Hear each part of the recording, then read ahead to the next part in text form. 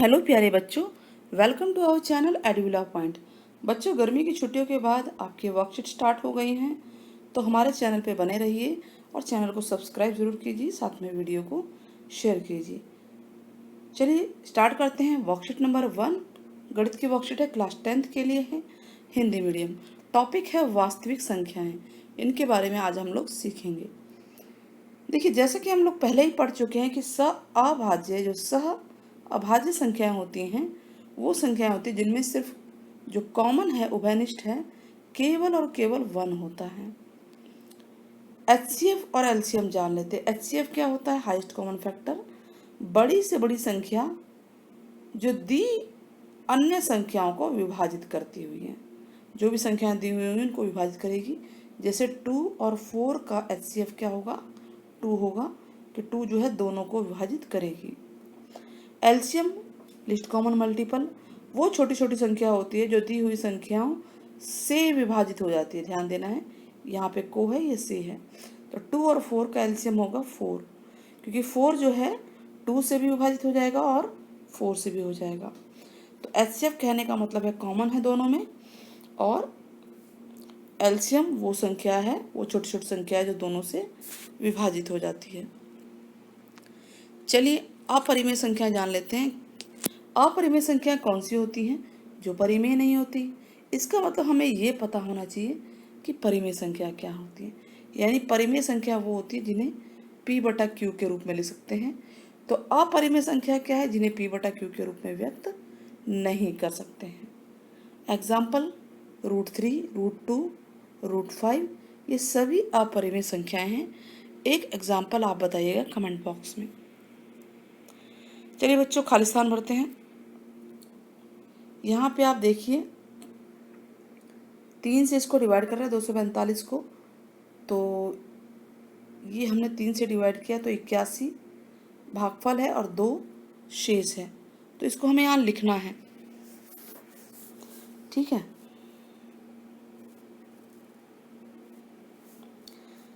तो ये भाज्य है, ये है भाज्य। 81 क्या है?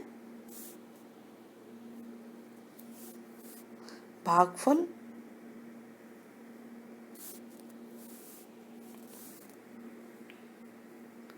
ये भागफल है,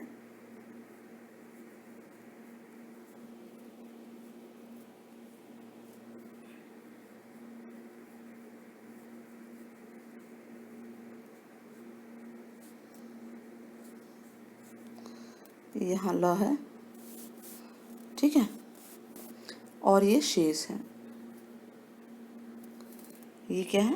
भाजक, जो कि हमने छोटी क्लासेस में सीखा भी है।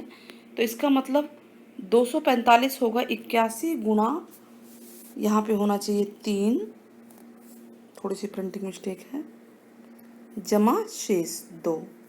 तो 2 की जगह 3 होना चाहिए और 3 की जगह 2।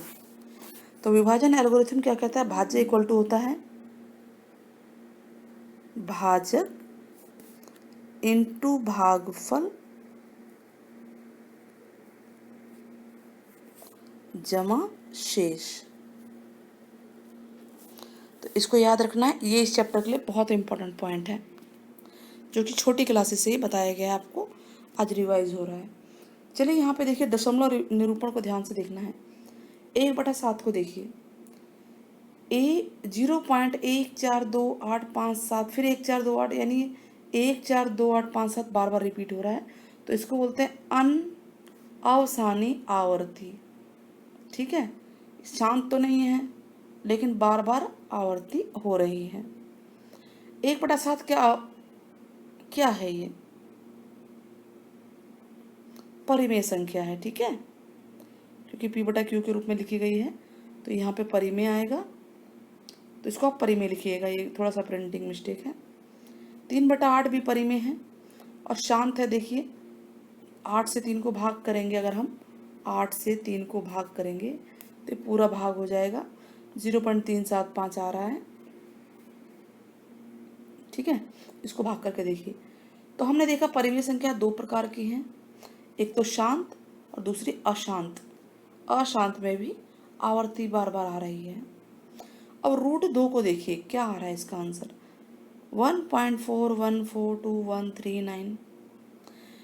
एक तो ये अशांत है, दूसरी रिपीटिंग नहीं है, नॉन रिपीटिंग है, तो ये क्या है, अनावर्ती है।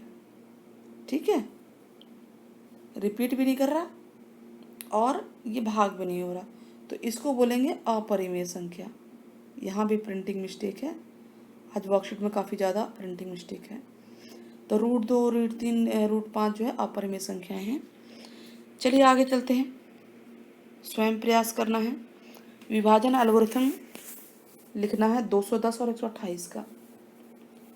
तो हम क्या करेंगे, क्वेश्चन 1 है, 128 से 210 को भाग दे देंगे, 1 पे जाएगा, 128 1 में 128, यहाँ आंसर आ जाएगा 2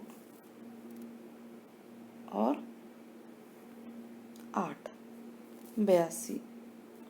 ठीक है, अब हम देख रहे हैं कि 210 कब आएगा, जब हम 128 को 1 से गुणा करते हैं, उसमें शेष जोड़ देते हैं 82। यानी क्या है ये, 210 क्या है, भाज्य। भाज्य बराबर होगा भागफल इनटू भाजक। पहले भाजक है, ठीक है, तो हम यहाँ भाजक पीछे लिख दे रहे हैं क्योंकि मैंने पहले लिख दिया है। तो 128 भाजक है और ये भागफल है जमा शेषफल, शेष या शेषफल। तो ये है डिवीजन एल्गोरिथम क्वेश्चन नंबर 1 का, इस तरह से आंसर होगा। क्वेश्चन 2 क्या कहता है, 112 86 का HCF और LCM निकालना है। क्वेश्चन नंबर 2, 112 के खंड कीजिए पहले तो।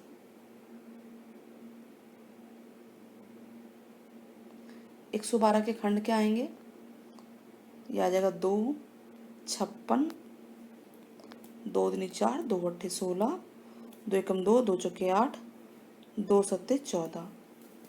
और उसके बाद 86 का कीजिए, 2 चौके 8, 2 तियां 6, अब 43 तो होगा नहीं, तो इन दोनों का HCF क्या आएगा, दोनों में 2 कॉमन है, तो HCF आ जाएगा 2।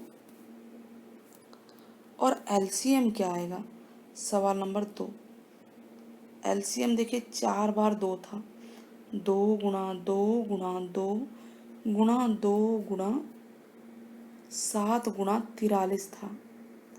अब इनको आप गुणा कर लीजिए 43 है, तो यह आएगा 4816। अब दोनों संख्याओं को गुणा करते हैं, प्रूफ करना है। 112 सवाल लिखा है, दर्शाना 112 गुणा 86 LCM गुणा HCF के बराबर होना चाहिए। तो 112 गुणा 86 आप गुणा कीजिए, तो ये आएगा 9632।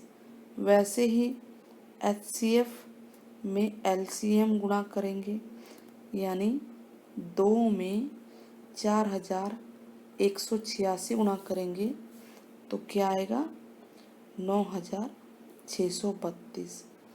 तो बच्चों इसका मतलब ये हमारा फार्मूला है और ये बहुत यूज होगा कि जिन भी 2 संख्याओं को गुणा करेंगे वो गुणनफल HCF गुणा LCM के बराबर आएगा, तो इसको याद कर लेना है। सवाल नंबर 2, इसमें बताना है निम्न 3 सवाल नंबर 3, निम्न संख्याओं का दशमलव प्रसार किस प्रकार का है।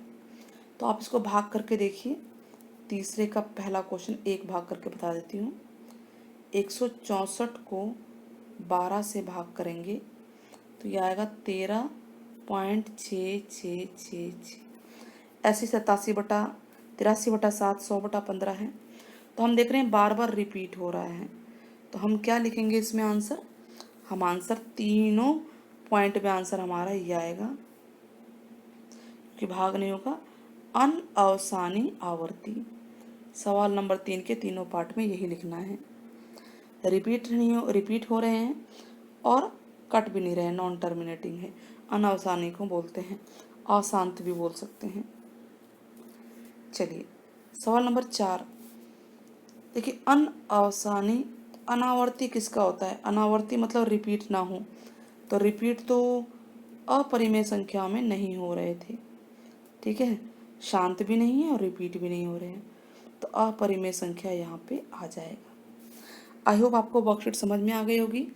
तो क्वेश्चन 3 जैसा ही एक एग्जाम्पल आप कमेंट बॉक्स में दीजिएगा। आपके कमेंट का इंतजार रहेगा। टेक केयर, बाय बाय, फिर मिलते हैं।